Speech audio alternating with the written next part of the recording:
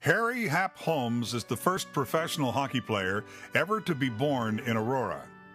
He and his family lived on Center Street in the heart of Aurora for a number of years before he and his family moved to Collingwood, Ontario. Hap Holmes' Aurora connection has been researched locally by Aurora Historical Society member Jacqueline Stewart, who, when asked about Mr. Holmes, wrote, "Harry was born on the 21st of February, 1888. His father was Thomas George Holmes, who was sometimes described as a blacksmith, sometimes as a bolt maker. His mother was Elvira, whose maiden name was Holiday. Appropriately for Aurora's 150th anniversary year, her father, James Holiday, was on Aurora's first village council back in 1863. Mrs. Stewart also noted that the Holmes family moved from Aurora and that Harry was reported to be employed as a construction worker in Toronto while he was playing hockey. His whereabouts was researched through the next 17 years, and entrance documents to and from the United States was evidence of his hockey-playing lifestyle. The Hockey Hall of Fame, to which he was inducted posthumously in 1972, has an extensive record of his playing career, and he is described as one of the preeminent goaltenders of his era, excelling in all 5 top pro leagues from 1912 to 1928. He was always considered to be in the right place at the right time, and was loaned to the Toronto Arenas in January 1918 and helped the club win the Stanley Cup in the inaugural NHL season. A magnificent playoff performer, Holmes actually backstopped 2 Stanley Cup wins in Toronto and one each in Seattle and Victoria. He was the leading goalie 6 times in the Pacific Coast Hockey Association. Hap Holmes was also considered a heroic netminder and is forever recognized as being the first goalie to win the Stanley Cup with 4 different franchises. In his honor, since the 1948 season, the American Hockey League has named its top goaltending trophy the Hap Holmes Memorial Award, awarded to the goaltender who has the lowest goals against average in the league. This award has been won by goalie greats such as Johnny Bower, Roger Crozier, and Jerry Cheevers. When his playing days were done, Hap Holmes turned to coaching and minor league hockey. Hap Holmes died on June 27, 1941, at the age of 53, having moved to Florida for his health. The Toronto Star headed its obituary, "Star goalie of Seattle Nets obeys final call," with the subheading, "Harry Holmes' fine, clean career in sports ends this week." The final paragraph of the report reads, "Few men connected with hockey over the years gave more to the game than the quiet-voiced Holmes." While Harry Hap Holmes may be forgotten by a modern hockey fan, usually because of the era in which he played, he should be remembered fondly by us as a native son who played at the highest levels in Canada's most prestigious sport. We are proud to induct Harold Hap Holmes in the inaugural class of the Aurora Sports Hall of Fame.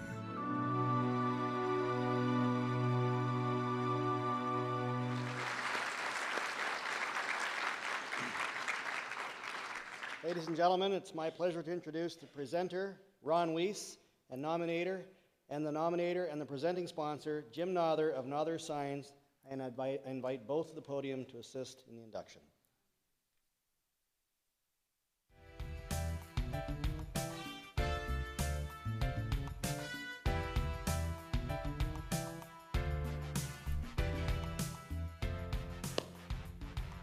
It's my pleasure to introduce Harold Hap Holmes tonight.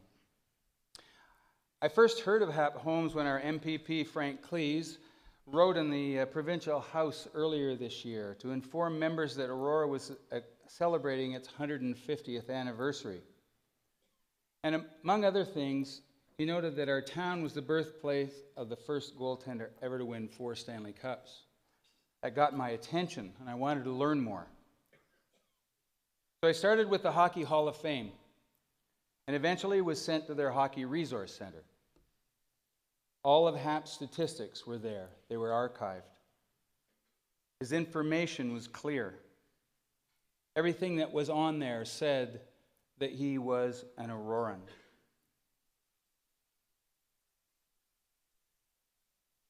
He was surely a superstar. If you compare his accomplishments now to when he played 4 Stanley Cup, it was an amazing man. It was a different time, however, when Hap played. It was a time when the best crowds numbered 4,000 to 5,000 people. There was, of course, no television, and the lighting was so bad that the atmosphere was described as shadowy. There were no red and blue lines. The game had 7 players on each side, instead of the 5-a-side we are familiar with now. There were no red and blue lines. There were black lines. There were absolutely nothing that would characterize the game that we had right now. Hap had to wear cricket pads back in those early days as a goaltender. His job was very tough. He had to remain standing, and it was illegal to handle the puck. A penalty was called if that happened. He couldn't fall down on the puck or a penalty. So basically, he was a target in the middle of the net. You saw in that video that he held his stick in an unfamiliar position. That was a position because he had to play the puck. That's where goaltenders got their stick abilities at that time. He had to be ready to play it forward all the time. Now you see in many of his photos that he wore a cap, and this became his trademark. This was not to keep him warm. Although the rinks in many places that he played were very cold during his time, it was for protection from the fans. Unlike our sedate fans in the Platinum section of Leaf Nation, fans at that time were highly loyal and very demonstrative towards their home teams. Various beverages were consumed to keep them warm. And goaltenders were a very easy target, standing at either ends. As the story goes, during one game, Hap had some beverage thrown on him, and as a joke, he came out in the second period sporting this cap to protect him, and the trademark was set for the rest of his playing career. Now, beyond the Hockey Resource Center, I have both the town and the Historical Society to thank for doing some very heavy lifting on Hap's Aurora connection. I first contacted Vanessa Hicks at the town, who directed me to Jacqueline Stewart of the Historical Society that was identified on the video. Without hesitation, she dove in a matter of days. She consulted the town's assessment rolls. Now imagine that, assessment rolls for taxes and assessment records back in 1888. We have those records available. And there was a family tree there. She provided evidence of Hap's family residence on Center Street, number 12 or number 14, but it's not there anymore. It apparently burned down in the mid-30s. Those entrance and exit records are very detailed, and it identified his whereabouts and where he went back and forth because of his hockey playing career, but it also showed that he went to Australia and came back. So I guess Hap had those means because of his hockey playing lifestyle to be able to do things that many others didn't. Now, we have unfortunately been able to find a living relative in the area, and his family tree grows a bit cold in the early part of the 20th century. But it's clear that H Holmes was born in Aurora. All of his illustrious documentation at the Hockey Hall of Fame includes and verifies Aurora as his birthplace. I'm therefore happy the induction committee found his Aurora heritage to be worthy of induction into our Sports Hall of Fame as an inaugural inductee.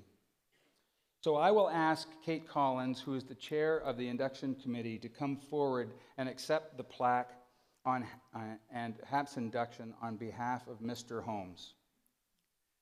Kate? Now, as she makes it to the podium, I would also like to thank her and the entire induction committee for the fine job they've undertaken in developing the nomination, selection, and induction processes that have led us to this ceremony tonight. Their efforts were thoughtful, they were thorough, and highly detailed, and we're all grateful for their volunteer effort and for bringing us such fine inaugural members to the Aurora Sports Hall of Fame. Kate Collins.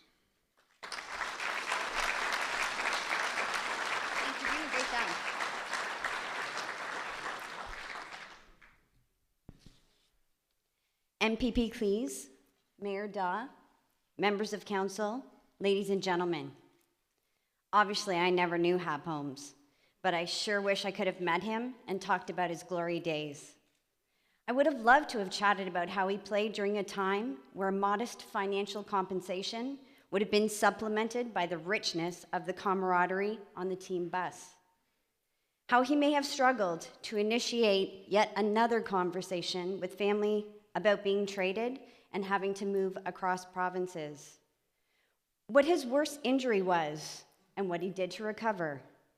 Which of his teammates he admired and which he tolerated. There is a lot of pressure on a goalie, especially in a tight scoring game. How did he handle that pressure? Who were his allies? What did it feel like to hoist the Stanley Cup? It's the stuff that movies and now Aurora Sports Hall of Fame inductees are made of. Yet perhaps his not being here among and in front of us tonight reminds us that it's never too late to celebrate past achievements, and it cues us to make the most of the present by complimenting those who contribute today to the sports in which we participate. I will not speak of his achievements, for our local media partners, especially the Auroran, have done an exemplary job in their publishing of profiles. Tonight's video tribute will have filled in any additional gaps of information you may have wanted to know about this incredible man, guided by nominator Ron Weiss and with the support of the Aurora Historical Society. So how does one possibly represent what his wishes would have been? Well, I guess you try and do that from the heart with some safe assumptions. He would most certainly have thanked the sponsor of his award, Nother Signs, for their generosity.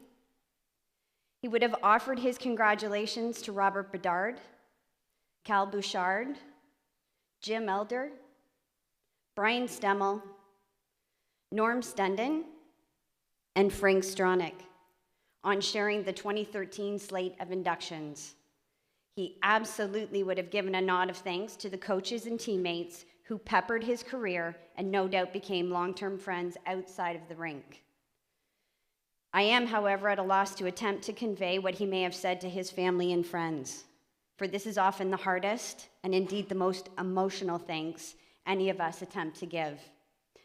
He may have remained stoic, or there may have been a tear, but rest assured he would have, in his own way, touched the hearts of those he knew had made sacrifices in support of his dream. As chair of the induction committee, I was honored to be given this acceptance role this evening. However, it would be self-serving of me to do it alone.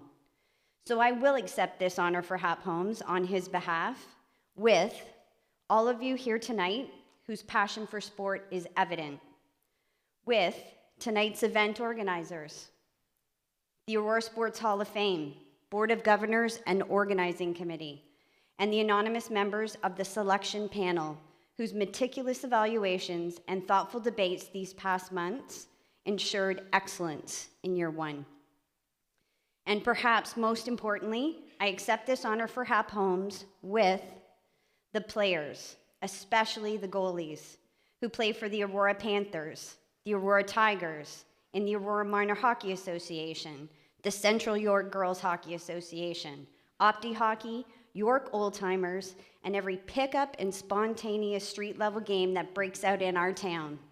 It is for them that Hap Holmes' stand-up playing style as a goalie left a stand-up legacy for generations who have and will certainly follow. Thank you.